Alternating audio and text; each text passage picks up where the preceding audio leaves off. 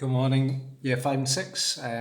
It's Friday, the last Friday before the end of lockdown, and we're going to be looking at some word problems here today. Okay, there are three we're going to look at, and they are related. These questions are related to the questions on the A sheet.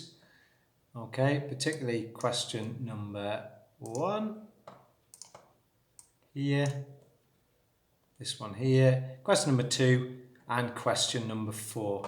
Okay, so at least you should be able to have a good try at those ones. Okay, so these are multi-step word problems, which means we're going to have to do at least 2 things.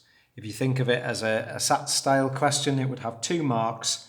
So often, as a good practice, we'll divide our page into 2 to remind us that we've got to do 2 calculations. Okay, so here's the first problem. Shirts cost £7.50. Morgan gets a buy one, get another half price deal. So he decides to buy 2 shirts. So how much does it cost in total then?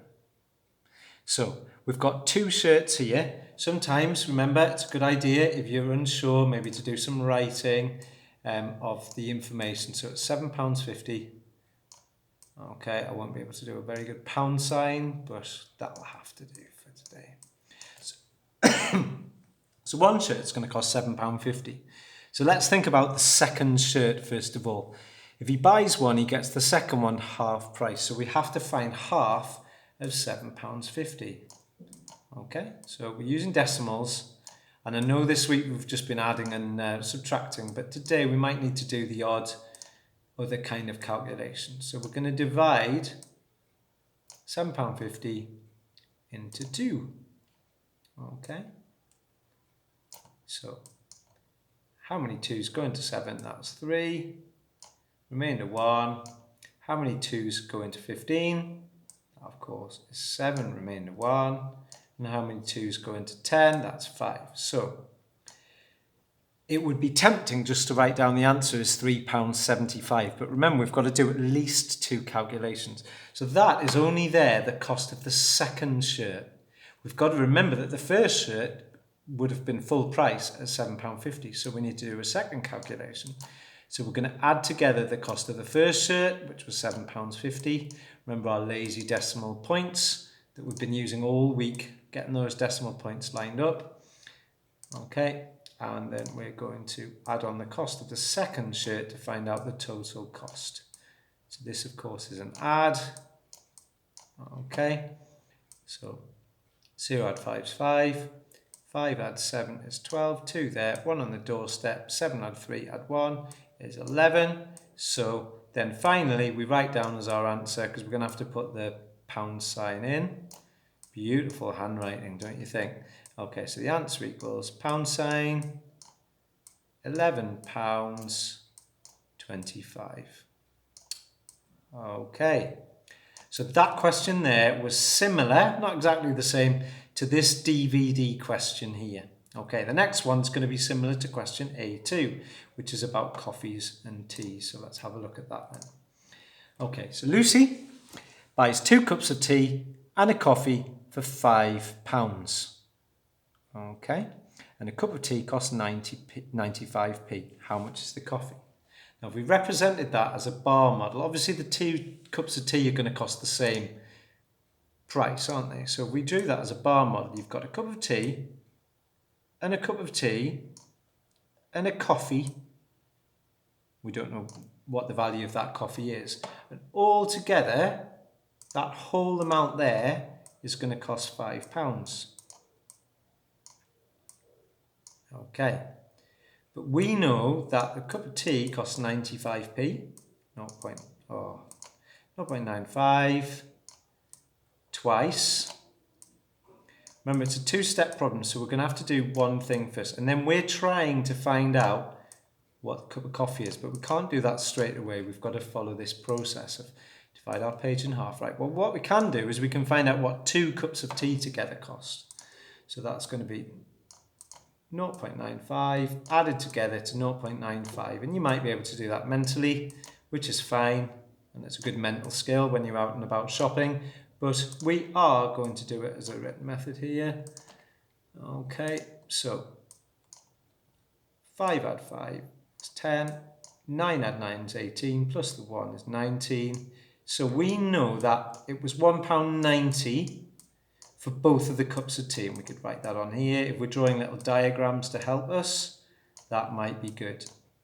So we're now trying to find out how much is the coffee. Well, it's going to be the remainder of the amount, isn't it? So to find the difference between the full £5 being spent and just the amount spent on teas is this bit here. So to find the difference, we always say that's a subtraction. So we've got £5. Now remember, you might just write 5, take away £1.90. But if you remember from other days' work, we're turning that 5 into a full 5.00 because the place value holders will really help us with this subtraction. Okay, so let's go back to it. 0 take away, I'll put my lazy decimal point in there. They all line up, but 0 take away 0 is 0. 0 take away 9, it's not 9. You've got to borrow, so you turn the 5 to a 4 and you bring the 1 across there. Now it's 10 take away 9 is 1. And 4 take away 1 is 3. £3.10. That's an expensive cup of coffee, isn't it? But it does make sense that it would be that because it's very badly drawn 3 there with this mouse. 3 point. Because £3.10 add £1.90 would give us £5. So that's how you do question A2. Question A3 doesn't have any decimals in, but there's some thinking to be done, but I'm not going to focus on that one.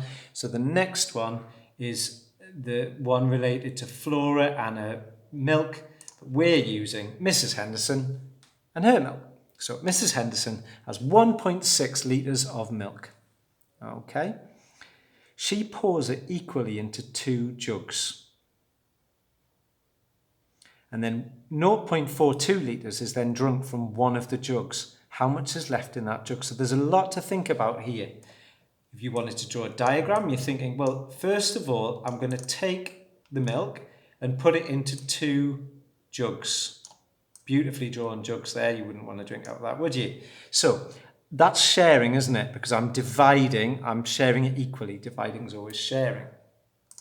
Okay, so the first step would be to find out how much was in these 2 jugs that we have. So we're going to do 1.6 and we're going to divide it by 2. Okay, so like we did earlier, again, you might be able to do that mentally using 16 divided by 2. However, we should be able to do it this way. Apologies for the poor line there. Okay, how many 2s go into 1? Well, none, but there is a remainder. Okay, how many 2s go into 16? That is 8. It's not remainder 8, it's 0.8. So, my first understanding is that each of these jugs have 1.8 litres in. I'll just draw that there, and it's the same on the other one. So but that's only one part of the problem. 0.42 is then drunk. So if you think that's got 0.8 in, and then we're going to take some of that away, the 0.42. So if I'm taking away from it, of course, there's going to be less milk left at the end, so that's a subtraction. So it's going to be 0.8 take away 0.42. Okay? Now, if you just try and do that like that, you're probably going to make a mistake. So we have been practicing this week putting in a place value holder in there so that we can see the column on top of each other. Okay, so let's have a go then.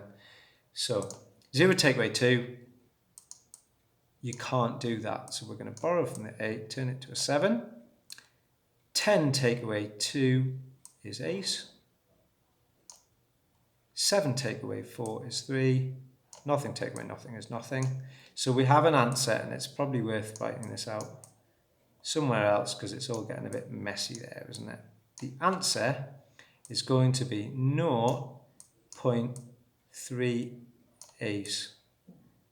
But make sure we're clear, what is that 0.38? If you look at the question, it was all about litres. The question is how much is left in the jug. If we just say 0.38 is left, we don't know what that is. So we need to be clear that it's 0.38 litres. So good luck with these word problems today.